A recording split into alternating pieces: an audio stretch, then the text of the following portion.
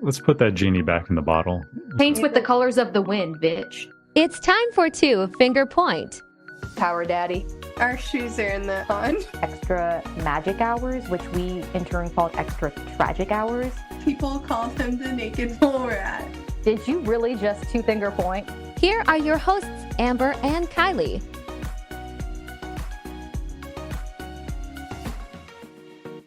All right, guys, welcome back to another episode of Two Finger Point. I'm Amber. And I'm Kylie. And today we wanted to do something with a continuation of the Disney conspiracies. If you listen to episode 9, we talked Disney conspiracies, urban legends. And just a continuation today, we want to do some creepypasta stories for you guys today. Dun, dun, dun. So we're going to go back and forth. We each found a couple stories that we thought would be really cool to read on the pod. So we're going to go back and forth, kind of give our comments, and hopefully you guys will comment too and give us your thoughts on these stories. Definitely. And if you have any good ones, send them our way to fingerpointpodcast.com. We would love to read them as well. Yes, I love a good urban legend, conspiracy, creepy story. I love all that good stuff. So if you've got a Disney-related one, send it our way. All right. Amber, do you want to kick it off with your creepypasta first? Okay. So my first creepypasta is called The Costume, and it was written by Alex Sorrow. Ooh, hi, Alex, if you're listening. Shout out to Alex. All right. On November 24th, 2005, there was a disturbing occurrence at Disneyland. It was an average day at the wonderful amusement park. Families were scattered throughout the park. The exciting squeals of children rang out over the crowds, and Disney mascots wandered around and posed for pictures. Suddenly, the magic of Disneyland was shattered as a frantic call ran out over the crowd. James, James, where are you? James, James. A mother was running around Main Street, calling out her son's name. Other mothers pulled their children closer to them as the woman ran around, her voice quickly growing with panic from panic to horrible desperation. Tears began to roll down her face. Park security showed up and looked around. An announcement was made over the intercom to look for James, with a description of what he was wearing. The boy wasn't found, and nobody volunteered any information. It was only a few hours later that something else happened. Ronnie, where's Ronnie? The same horrible scenario all over again. A mother ran around shouting for her son and asking people if they had seen him. She ran around with her boy's father chasing after her, begging her to calm down and trying to reassure her by telling her that they would find him. Another announcement was made about Ronnie. Nobody came forward with any information. After 2 kids had gone missing on the same day, something had to be done. Security in the park was tightened, placing security guards near almost every attraction in the park. Footage from surveillance cameras was reviewed, but nothing more than people buying sunglasses or Mickey Mouse walking around with few kids was seen. There was one security guard who reported that one kid had told him that he had seen Ronnie. The guard said he was standing outside one of the rides when a little boy walked up to him. The boy looked to be no more than 6 or 7 years old. I know what happened to that boy, he told the guard. You do? The security guy didn't know what to think. The boy probably hadn't seen anything important, but it would probably be worth the listen. The boy nodded. I saw Ronnie. He was with Mickey Mouse, but Mickey was being mean to him. Mickey took Ronnie. Mickey, What? the guard said. Exactly, right? Okay, and I have to ask, is that noise like somebody in your house, or am I hearing things? Oh shit, do you hear that? My dad's outside doing some construction. No, that's fine, because I was like, is this like something creepy going on? Sorry, guys. I guess it's just going to add to the creepy effect. Yeah. My dad's out like weed whacking right now. No, I Thanks. heard it sounded like moving, like stuff moving around. Yeah, he's like Oh, below okay. me. Yeah, because actually the garage is below me, so he could be doing something in the garage. Okay. Yeah. I was like, what is that? Shout out to Papa Omar. Okay. Mickey, the guard said. He was confused. How could a child think that Mickey Mouse was taking the kids? The guard just assumed it was a pedophile or a kidnapper or something and knew the kids would be found. Where did Mickey Mouse come into this? But okay, question. Uh-huh. He's just like, oh, it's just a pedophile. It'll be fine.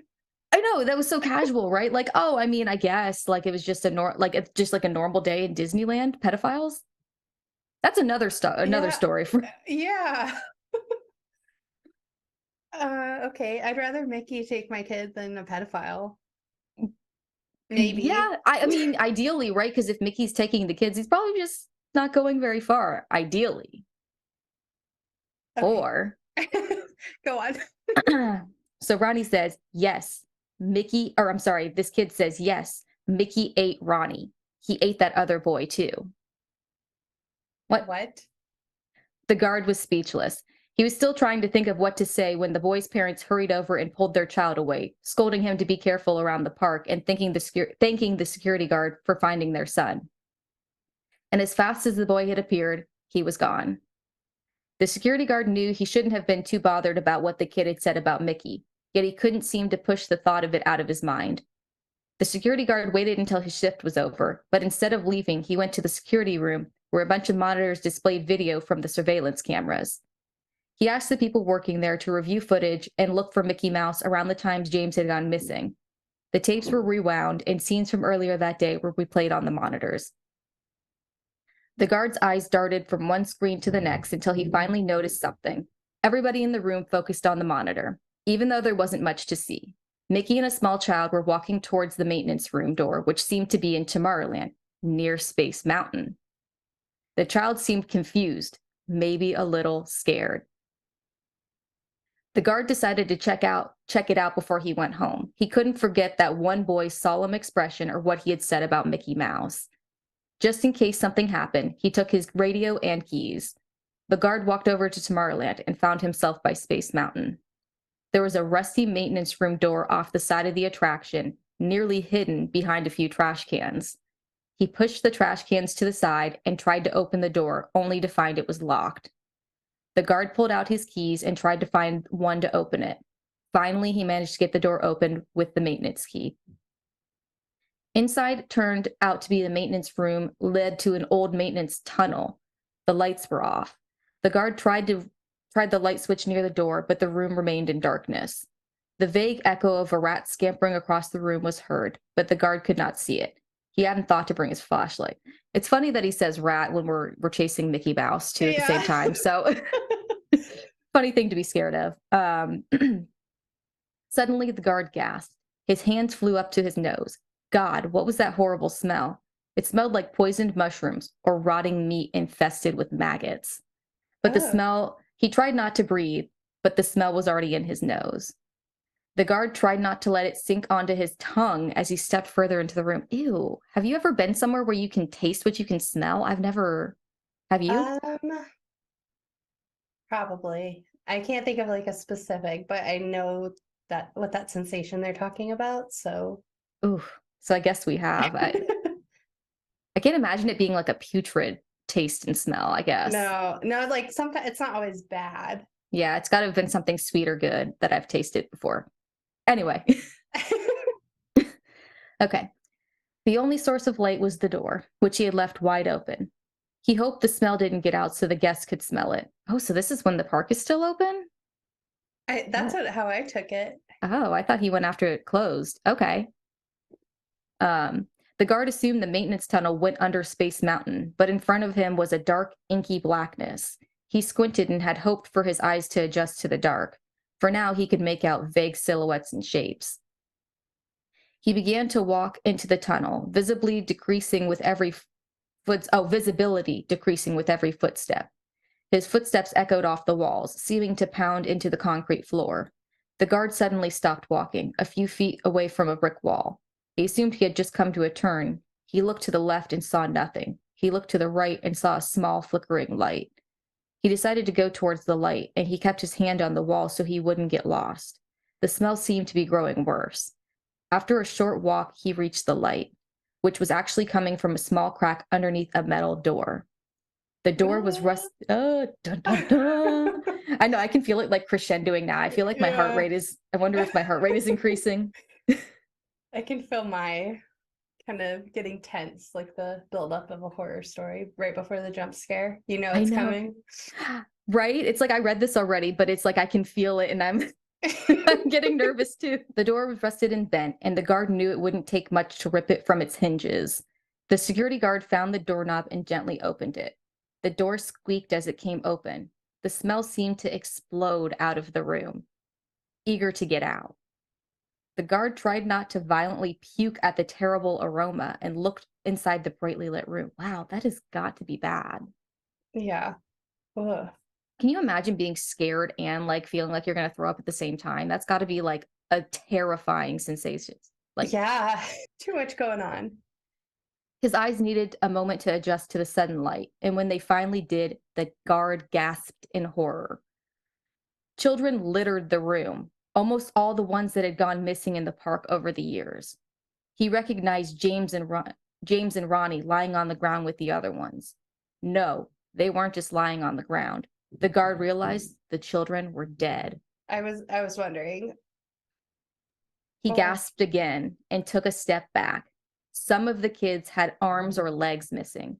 Each one had their eyes removed, leaving bloody holes in their faces instead. Thick slices were over some of the body, as though someone with claws had gotten into them. Something in the room moved. Oh no. Oh no, no, no, no, no. Oh yeah. No, no, no, no, no. Oh, I'm already like, no. The guard tore his eyes away from the children on the floor, and he saw the most unreal thing staring at him. A giant Mickey Mouse stood at the room, observing the guard with wide eyes. Something was inside the Mickey Mouse costume, and everything came together in the guard's mind. It would be easy for Mickey Mouse to lure kids away and not draw any attention. But now that same Mickey Mouse was staring at him. They had a silent staring contest for a few quiet moments.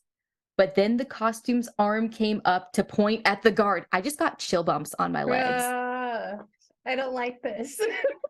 It gets worse. A thick screech came from inside the mouse's costume, and the mouse moved towards the guard. The security guard turned and ran for his life, as he should. Yes. The heavy footsteps of the costume behind him altered him to the fact that Mickey Mouse was chasing him down the long, dark tunnel.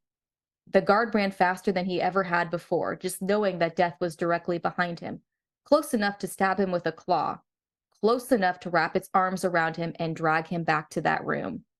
And then the guard was outside. He stopped running and blinked a few times to clear his vision. The sunlight felt warm and reassuring to him, but when he looked back at that maintenance room, he knew that the sunlight had stopped the thing in the costume. Maybe that's why it wore the costume, to protect itself from the sunlight. But it would not chase the guard anymore. He had gotten away. But wait, wasn't that room lit up? Yeah, so he's not afraid of light, right? I guess. Maybe just the sun? Well, he comes out and kidnaps children during the day. So this is kind of where this becomes a creepypasta because like like you could believe it. I mean, to an extent, right? It's kind of like something crazy, but then it's like now your logic is starting to become flawed. Right. Sorry, I need to stop. I always do that. No, it's good. I mean, this is good. This is wait a minute, that doesn't make sense. yeah, because you need to justify these. Because I'm telling you, sometimes these creepypastas, when I would read them, I would believe them up until like the last second when they're like, just kidding, we fooled you. Yeah. And I'm like, wow, am I that stupid? But also, side note, as he's running down the hallway, I just imagined someone in a mouse costume like running and how difficult that must be. Those costumes are no joke. You're right. So how slow is he running? He probably got away. Yeah. I mean, I would get away, I think, even. And Unless I'm sure. it's supernatural. But see, that's what he's saying. The way he's talking about it is like he's making it seem like he's afraid of the sunlight. So that would make the only sense. Oh, wow, there's still a lot of this. Okay. So let's see where okay. The guard ran halfway across the park back to the security room. He told the other security guards that he had found something in the maintenance room, told them to follow him and take their guns, which were the only to be used in a dire emergency. When asked to explain, he said he had found the kids before he turned and began hurrying back to the maintenance tunnel. I feel like they're not going to find something when they get there. I feel like this is one of those stories. It's not going to be there anymore. This supernatural thing or this Mickey Mouse has shoved them all in his costume and ran away. Ugh. Yeah, or like there's a portal and they closed it or something. A large group of guards entered the tunnel and found the kids, all scattered. Oh, all scattered on the cold concrete floor. A blood-covered Mickey Mouse costume also lay on the ground in the room, next to all the kids, as though to say he'd always been there. The security guard was the only one to look back into the dark of the tunnel while the others were still looking at the kids. He was the only one to see the small pair of dark eyes in the tunnel blink once before vanishing into the No, darkness. no, no. Whatever it wasn't a human. The guard turned back to the room and saw blood smeared all over the wall.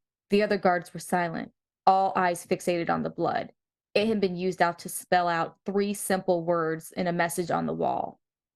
Still among you. No. The Oh. maintenance tunnel was destroyed, the door buried behind a concrete wall. Space Mountain was closed for a few days while it was searched, and the security guard quit. To this day, children still squeal in excitement and hurry over whenever they see Mickey Mouse. Photo albums are being filled with the pictures of the iconic mouse, and nobody ever knows for sure who's in that costume or what's under it. No. Not okay. I mean, that just gives me a whole new level of fear with these people, because I've always questioned like the people in the costume just in general. Mhm. That just like elicited a fear in me I didn't know that I had. Really? Yeah, I guess it was like a deeper fear. Like I kind of had like a like I said, I was kind of reserved with the ones where you can't really see who's in there, but Yeah. now it's like become a full-on fear. So even when you worked in the Utilidor, did you ever get to see the individuals who were friends with Mickey Mouse or Pluto or anybody like that? You know, I never saw the characters. I saw like princesses and princes. I never saw anybody who was friends with the head characters. I only saw the ones that just had the dresses and they were friends with like Princess Tiana or friends with Tinkerbell. Okay. So, I mean, and I think that would have caused some kind of trauma. Can you imagine? Because after reading that story, I would mash the Utilidor, which I've been in very sketchy times, and then to see, oh my God. What? Oh, I would have never gone back down there again if I had like just seen like one of the head characters at the end of like the hall or something, because it was already sketchy. It was Yeah. already dark. It didn't matter what time of day. And Yeah, no. that could be terrifying. And like having them just like straight up squared off with you. Can you imagine? What if they just started like I'm picturing them being there, turning and noticing me and just like charging at me. Yes. Or like looking at you and then like walking into a room trying to lure you down the hall. Oh no. We And can make this weird. and I'm just standing there in my space commander costume like I'm not a real space commander. Even worse, they square off with me in my Pinocchio. Oh my gosh, yes. I'm like, not today, guys. Really?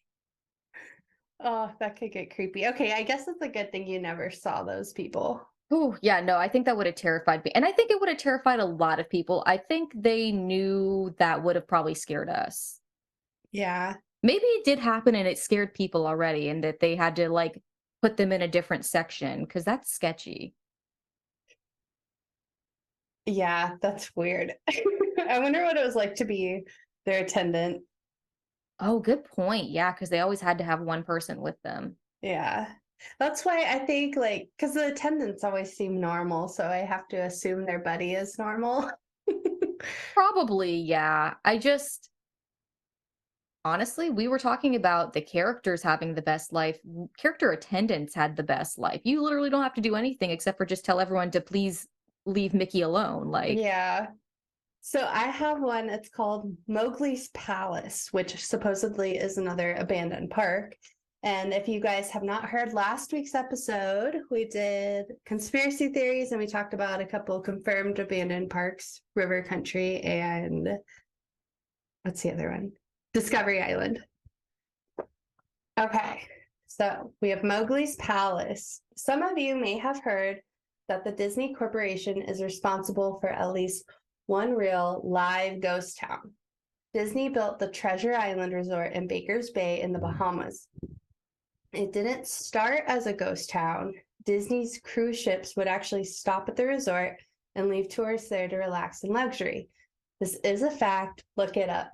Disney blew $30 million on the place. Yes, $30 million. Then they abandoned it. Insane. Right? I But- would love to have $30 million to just blow and be like, cool, don't need it. And at the Bahamas, like now they have property there. So Disney blamed the shallow waters, too shallow for their ships to safely operate. And then there was even blame on the workers, say that since they were from the Bahamas, they were too lazy to work a regular schedule.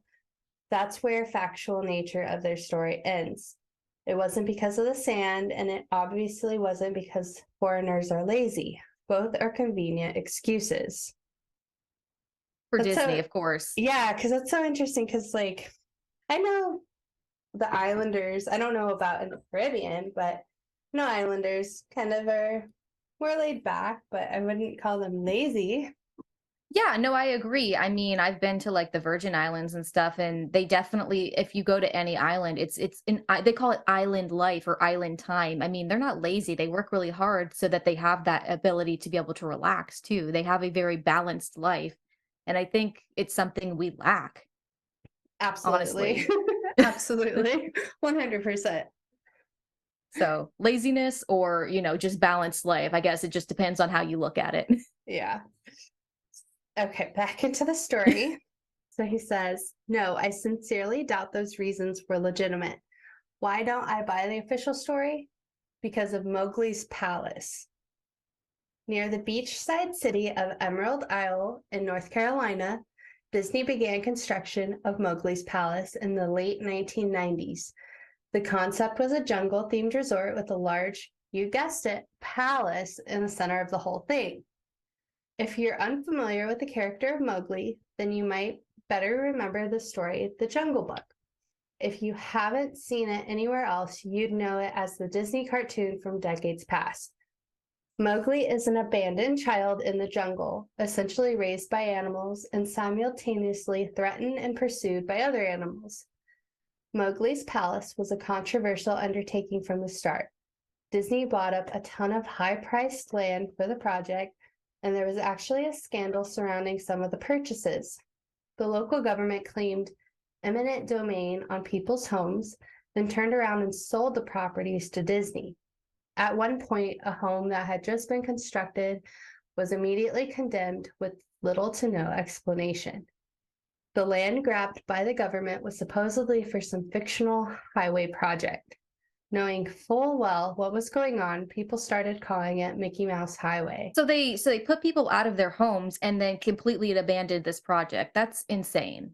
Yeah, I want to look into that and see if that's real. Yeah. Then there was the concept art. A group of stuffed shirts from Disney Company actually held a city meeting.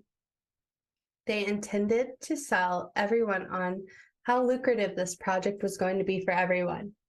When they showed the concept art, this gigantic Indian palace surrounded by a jungle, staffed with men and women in loincloths and tribal gear, well, suffice to say, everyone flipped their shit.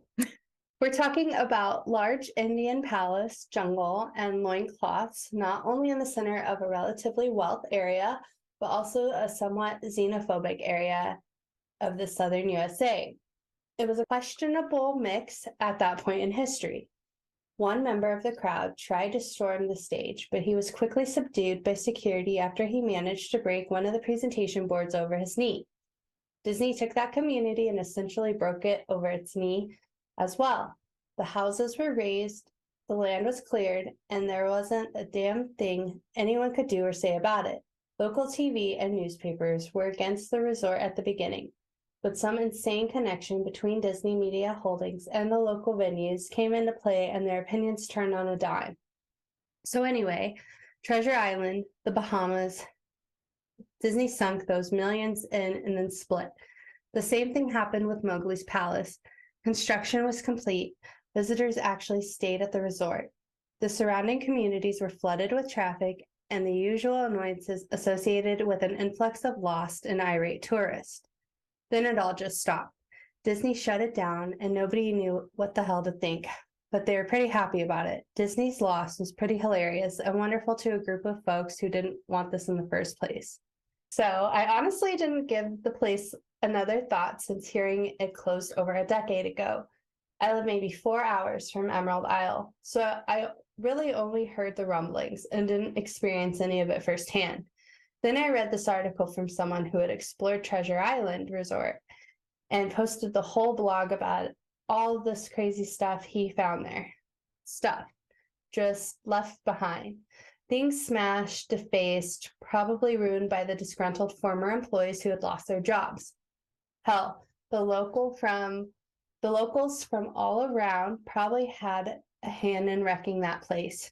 People felt just as angry about Treasure Island as folks here did about Mowgli's palace. Plus, there were rumors that Disney had released their aquarium stock into the waters when they closed, including sharks. Oh my God.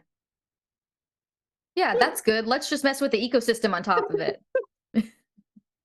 Oh, last night I saw this video of this shark and it was showing the anatomy of their jaw. And so, you know how they have multiple sets of teeth, like it showed like the full thing open. I've always liked sharks, but then I was like, okay, they're kind of scary again. Oh yeah, totally. I had no idea. I had no Is it- idea. Is it Shark Week or are we on Shark Week time or is that like July? No, this was like a TikTok type Oh, video. just kidding. And someone was just showing, I think they were at an aquarium and it showed like the shark like fully open its jaw and then close it back and it looks all sweet again. And I'm like, how did that happen? You went from terrifying monster to cute little shark again. No, thank you. Yeah, I am. And again, this is another reason why I couldn't live with King Triton. I'm not trying to live among all these terrifying sea creatures. I'm sorry. Oh my gosh. I went down a rabbit hole once about mermaids and sirens. It's wild. Look into it. Oh, It's wild. we should do an episode on that. That could be really fun, especially since Little Mermaid just came out. Maybe we could do an episode on that coming up. Ooh, yes. We'll do like Be a little fun. creepy. Let us know if you guys like these creepy episodes because we can go all into them. Oh, we love them. So let us know. We'll keep them coming. All right, back to the story. Who wouldn't want to take a few swings at some merchandise after that? Well, what I'm getting at is that this blog about Treasure Island got me thinking. Even though many years had passed since its closing, I figured it might be cool to do some urban exploration at Mowgli's palace. Take some photos, write about my experience, and probably see if there was anything I could do to take home as a memento. I'm not going to say I wasted no time in getting there because honestly, it took me another year after I found that Treasure Island article to get up and go to Emerald Isle. Over the course of the year, I did a lot of research on the Palace Resort, or rather, I tried to. Naturally, no official Disney site or resource made any mention of that place. They had been scrubbed clean. Shocking. Oh yeah, Do they talk right? about their other abandoned ones at all? I don't think so. Okay, so then this is on par. Yeah. Even odder, however, was that nobody before myself had apparently thought to blog about the place or even post a photo. None of the local TV or newspaper sites had one word about the place, though that was to be expected since they had all swung Disney's way. They wouldn't be out there lauding their embarrassment, you know? Recently, I learned that corporations can actually ask Google, for example, to remove links from the search results, basically for no good reason. Looking back, it's probably not that nobody spoke of the resort, but rather their words were made inaccessible. Shocker! Ooh, it's funny because I know that celebrities can like get pictures that they don't like of themselves scrubbed from Google. So why can't Disney get an article scrubbed? Yeah, exactly. And I'm sure there's probably stuff about the other parks like Discovery Island and River Country that have just been ripped away. Easily. In the end, I could barely find the place. All I had to go on was an old as hell map I'd received in the mail back in the 90s. It was a promotional item sent out to the people who had recently been to Disney World, and I guess since I had been there in the late 80s, that was recent. I didn't really intend to hang on to it. It just got shoved in with my books and comics from my childhood. I had only remembered it months into my research, and even then, it took me a few weeks to locate it in the storage bin my parents had shoved it all into. But I did find it. Locals were no help, as most were transplants who had moved to the beach in recent years. or old residents who just sneered at me and made rude gestures the second I managed to say, "Where would I find Mowgli's?" The drive took me through an inordinately long corridor of overgrowth. Tropical plants had run rampant and overpopulated the area, mixed with the native species of flora that actually belonged there and had tried to reclaim the land. I was in awe when I reached the front gates of the resort, tremendous monolithic wooden gates whose support to either side looked like they must have been cut from giant sequoias. The gate itself had been gouged in several places by woodpeckers and eaten away at the base by burrowing insects. Hanging onto the gate was a sheet of metal, some random scrap with hand-painted letters scrawled back. Abandoned by Disney. Clearly the handiwork of some past local or an employee who wanted to make some small protest. The gates were open enough to walk through, but not dry, so I grabbed my digital camera and the map, whose flip side showed a layout of the resort, and I set off on foot. The inner grounds of the place were just as overgrown as the entryway. Palm trees stood untended and ragged among piles of their own coconuts. Banana plants similarly stood in their own stinking, bug-riddled refuse. There was this sort of clash between order and chaos as carefully planted rows of perennial flowers mixed with obnoxious tall weeds of stinking blackened mushrooms. All that remained of any outdoor structures were broken, rotting wood and various charred bits of unidentifiable material.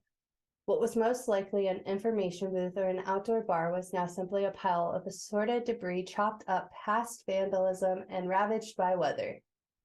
The most interesting thing on the grounds was a statue of Baloo, the friendly bear from the Jungle Book, which stood in the courtyard on the front of the main building. He was frozen in a jovial wave towards no one, staring into an empty space with a silly, toothy grin as bird crap covered whole swaths of his fur and vines ensnared his platform. That'd be creepy with him just Yeah. kind of smiling in the middle, waving. I would find that very ominous and sketchy. Ugh. And it's the Yeah. only thing that they chose to not knock down just to like kind of almost make a point. Creepy. Yeah, and it like covered in vines and stuff. Like, Ugh. I approached the main building, the palace, only to find the outside of the building covered in graffiti where the original paint had not peeled and chipped away. The front doors were just open. They had been taken off their hinges and were stolen. Above the front doors, or the gaping maw where they had been, someone had once again painted "Abandoned by Disney." I wish I could tell you all about this awesome stuff I saw inside the palace. Forgotten statues, abandoned cash registers, a full-fledged secret society of homeless bums, but no. The inside of the building was so stark, so bare, that I actually think people had stolen the moldings off the wall. Anything that was too big to steal, counters, desks, giant fake trees, they were all resting amid this empty echo chamber that amplified me every step like a slow rat. Oh, no, not a slow rat. Slow rat-a-tat of a machine gun. It was hyphenated. Well, because it's like rat-a-ta-ta. Yeah. And But that's so funny. It was like, oh, we got the rat again. Okay. I checked the floor plan and headed to all the locations that might seem in a way interesting. The kitchen was, as you'd imagine, an industrial food prep area with all appliances and space, no expenses spared. Every glass surface was broken, every door knocked off its hinges, every metal surface kicked and dented. The entire place smelled like very old piss. That's Ew. disgusting. What's with these stories and their smells? I know. Why do I have to visualize that? Like, or I mean, try to like, no, just keep the smells out. The huge freezer, not even remotely cool now, had row upon row of empty shelf space. Hooks hung from the ceiling, probably for hanging cuts of meat, and as I stood inside for a moment, I noticed they were swinging. Each hook swung in a random direction, but their movements were so slow and small that it was almost impossible to see. I figured it had been because of my footsteps, so I stopped one from swinging by clutching it in my fist, then carefully letting go. but within seconds it started to swing once more. The bathrooms were in much of the same state as the rest of the place. Just like Treasure Island Resort, someone had methodically smashed each porcelain commode with the coconuts and other implements.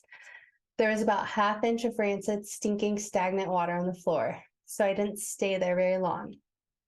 What's odd is... Oh, sorry, go ahead. No, I was gonna say, who would? Ew.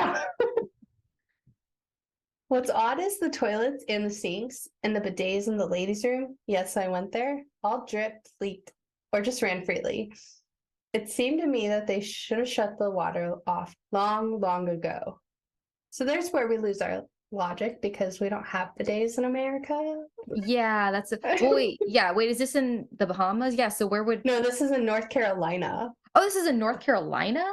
Oh my God. No, what? And Okay, why do there only ladies have bidets? that's a good point too. Yeah. Anywho, there were plenty of rooms in the resort, but naturally I didn't have time to look at them all. The few I did peer into were similarly wrecked and didn't expect to find anything there. I thought there was actually a television or radio in one room, as I really think I heard a quiet conversation coming out. That's creepy. Oh. Though it was like a whisper, probably my own breathing echoing in the silence, or just another case of sound of flowing water, playing tricks on the mind. This is what it sounded like. And then there's like a list of things. The first one says, I didn't believe it. And then there's a short unknown reply. And then the first voice says, I didn't know that. I didn't know that. And then the second one says, your father told you. And then the first voice has an unknown reply or just weeping, possibly. Oh, I wouldn't be surprised if somebody was living in the abandoned ruins. Like, Right. it just doesn't surprise me. And like a homeless population, some, teenagers, something. Yeah, definitely. I know that sounds ridiculous. I'm just telling you what I experienced, what I thought there might have been something running in that room, or worse, some vagrants who had holed up there and probably would have knifed me.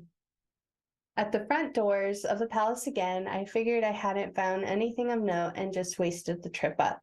As I looked out the door, I noticed something interesting in the courtyard that I had apparently missed.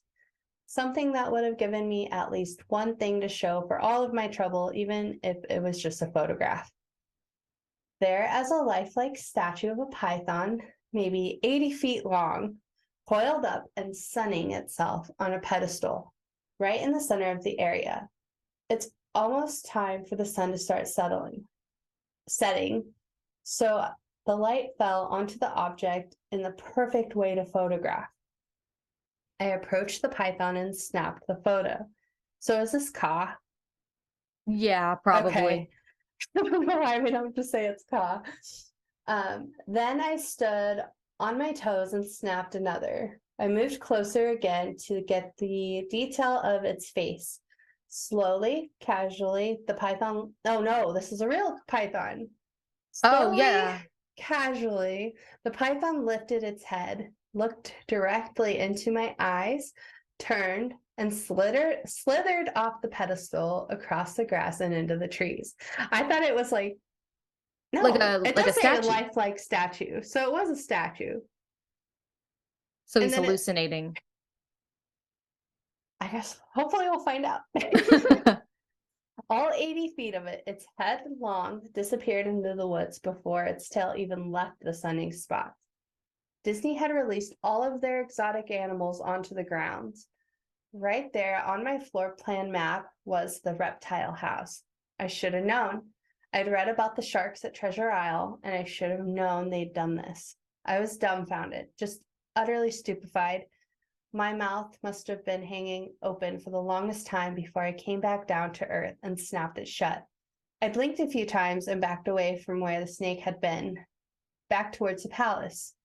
Even though it was totally gone, I still was taking any chances and backed my way into the building. I took a few deep breaths and slapped my own face to get myself right and in the head again after that.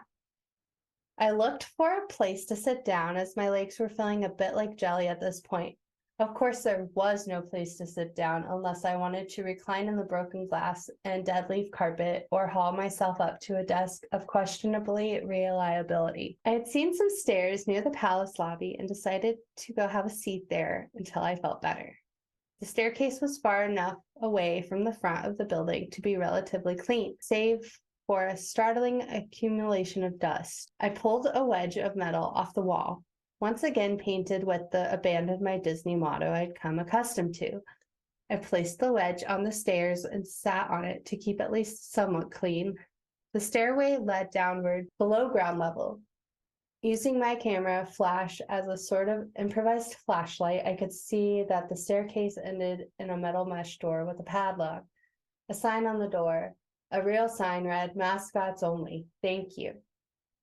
This perked up my... Yeah, Oh, why no. does it always have to be the mascots? This perked up my spirits a little bit for two reasons. One, a mascots only area would definitely have some interesting stuff back in the day. Two, the padlock was still in place. Nobody had gone down there. Not the vandals, not the looters, nobody. This was the one place I could actually explore and perhaps find something interesting to photograph or wantonly still. I had come to the palace essentially agreeing with myself that it was okay to take anything I wanted because, hey, abandoned. It didn't take much to bust the lock. Well, actually, that's wrong. It didn't take much to bust the metal plate on the wall that the padlock was hooked to. Time and decay had done most of the work for me, and I was able to bend the metal plate enough to pull the screws out of the wall, something nobody else had apparently thought of or hadn't been able to do at the time. The mascots only area was a startling and very welcome change from the rest of the building I had seen. For one, every second or third fluorescent light overhead was illuminated, even though they flickered and faded randomly. Also, nothing had been stolen or broken, even if age and exposure were definitely taking their toll. Tables had notepads and pens, there were clocks, even a punch-in clock on the wall complete with filled-out time cards. Chairs were scattered around, and there was even a small break room with an old static-filled television and long rotted-out food and drink on the counters. So, static-filled, I assume the television was on? Yeah, so I guess, well, because there's electricity running through there, so yeah. How creepy. Already not great. Already not great vibes. It was like one of those post-apocalypse movies where everything left in state of evacuation. Yeah. As I walked the maze-like sub-basement hallways of the mascots only area, the sights just became more and more interesting. As I went further, desks and tables were knocked over, papers scattered and almost melded with the damp floor, and a large carpet of mold was slowly overtaking the real rotting crimson floor covering. Everything was sort of just squishy. Anything wood or disintegrated into mush when I applied even the least amount of force, and clothing items hanging on hooks in one of the rooms simply fell to the moist threads if I tried to unhook them. One thing that annoyed me was that the light was becoming more sparse and unreliable as I went further into the dank, suffocating depths of the place. Eventually, I reached a black and yellow striped door with the words "Character Prep 1" stenciled on it. The door wouldn't open at first. I figured this was probably where the costumes were kept, and I definitely wanted to photograph that twisted, stinking mess. Try as I might, whatever angle or trick I tried, the door wouldn't budge. That is until I gave up and started to walk away. That's when there was a slight popping sound and the door creaked open slowly. There's your No. sign, bro. Keep walking. Run. Run. Yeah, run. Don't walk. Inside the room was completely dark, pitch black. I used the camera flash to look for a light switch in the wall by the door. There was nothing. As I made my search, I was jarred out of my sense of excitement by a loud electrical buzz. Rows of light overhead suddenly flashed to life, flickering and fading in and out like the rest I had passed. Do you ever walk by those motion detector ones and it just is really creepy? Yeah. I hate that. It took a second for my eyes to adjust, and it seemed like the light was going to just keep getting brighter until all the bulbs exploded. But just when I thought it would reach that critical stage, the lights dimmed a bit and steadied. The room was exactly as I pictured it. Various Disney costumes hung on the walls, fully put together like strange cartoon cadavers hung from invisible nooses. Whoa. Oh. Ugh. That's a weird, oh God. I just got chills from that. There was an entire rack of loincloths and native clothes on hangers towards the back. What I found odd and what I wanted to photograph right away was a Mickey Mouse costume at the center of the room. Why is it always Mickey? Oh, what is it with? I mean, like anything to villainize our poor Mickey. I know. Ugh. Unlike the other costumes, it was lying on its back in the center of the floor like a murder victim. The fur on the costume was rotten and shedding, creating bare patches. What was even odder, however, was the coloring of the costume. It was like a photo negative of the actual Mickey Mouse. Black where he should be white, white where he should be black, and his normally red overalls were light blue. The Oh, sight that's was sketchy. Sorry, I didn't mean to cut you off. no, That's that's fine. weird. It is weird. I don't know what to think of that. The sight was off-putting enough that I actually put off photographing the thing until last. That's weird too, because he's a photographer. He's taking photos and it's a photo negative. Yeah, so I think that's the part that creeps me out is the fact that he's like backwards in colors. I think like Yeah. ugh. I took a picture of the costumes hanging on the walls. Upward angles, downward angles, side shots to show an entire row of frozen putrid cartoon faces, some with plastic eyes missing. Then I decided to stage a shot. Just one of the bedraggled characters' heads on the slick, grimy floor. I reached for the headpiece of a Donald Duck costume and carefully removed it so the thing wouldn't fall apart in my hands. As I looked into the face of the wide-eyed, moldering head, a loud clattering sound made me jump with fright. I looked down at my feet, and there between my shoes was a human skull. No. It had fallen out of the mascot head and was shattered into pieces at my feet. Only the empty face and lower jaw remained, staring up at me. I dropped the duck head immediately, as you'd expect, and moved for the door. As I stood in the doorway, I looked back to the skull on the floor. I had to take a picture of it, you know? I had to, for any number of reasons that may seem silly, but only if you don't think about it, though. I'd need proof of what happened, especially if Disney was going to somehow make this go away. I had no doubt in my mind right from the start that even if it was just gross negligence, Disney was responsible for this. That's when Mickey, the photo negative opposite Mickey in the middle of the floor, started to get up. No. First sitting up, then climbing to its feet, the Mickey Mouse costume, or whoever was inside of it, stood there at the center of the room, its fake face just starting directly at me as I mumbled no over and over.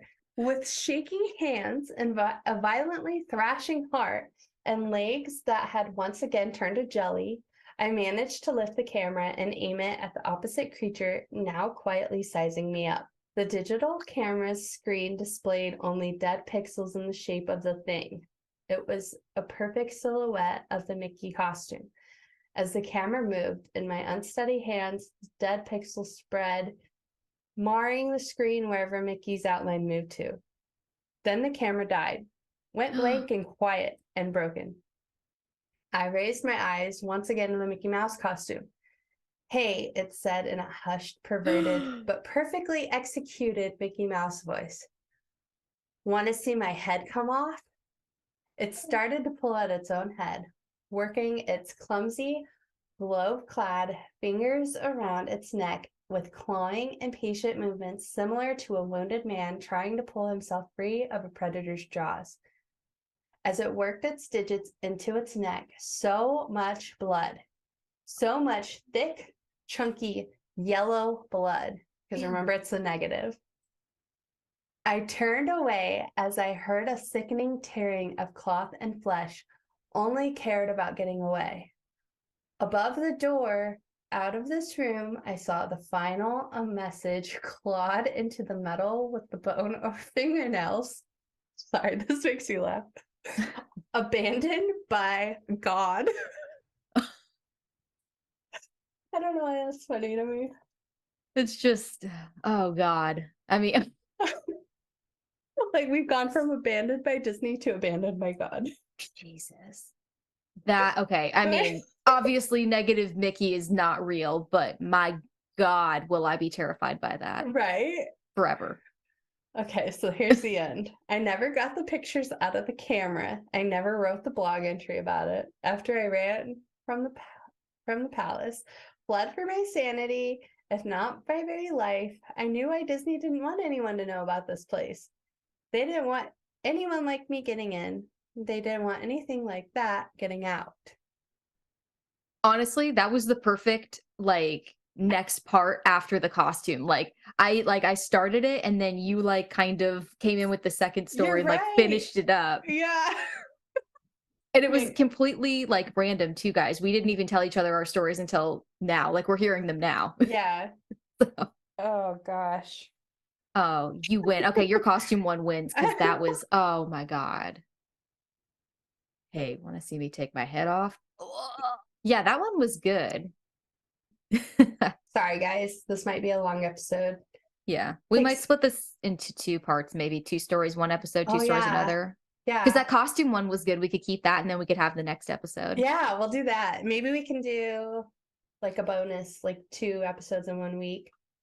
Oh, that You could wanna be do that? fun. Yeah, we Okay. could do a Tuesday and a Thursday. All right, let's do Thursday. Okay. So Thursday, you guys, tune in. We'll have a bonus episode for you guys with more creepypastas. And we are going to have a bonus live. We're going to be watching a creepy movie. It's called Escape from Tomorrow. So we're going to be doing that on YouTube live. So we will have more information out on that. But you get a lot of us this week. Yay. And we're excited. I'm so excited. I hope Me you guys too. are liking these because we're having a lot of fun doing the research on it too. I mean, we love our normal Disney news and all that, but this is really fun too. Yeah. So thanks for bearing with us while we go through our little creepy phase. All right. Well, thank you so much for tuning in today. Tune in on Thursday and get connected with us on Instagram, TikTok, YouTube, wherever, Facebook. We're Two Finger Point Podcast on all platforms. And we'll be announcing more details on our lives and you'll get more information that way. We'll see you on Thursday, but until then, have a magical day. Thank you for listening to today's episode. If you like what you heard, be sure to subscribe, rate, and review the podcast. You can connect with us on Instagram and TikTok by following Two Finger Point Podcast. That's the number 2 spelled out, TWO, Finger Point Podcast. If you'd like to hear your story, have a question, or even be a guest on the podcast, visit twofingerpointpodcast.com and click on our contact page. We'll see you next week for Two Finger Point Tuesday, but until then, have a magical day.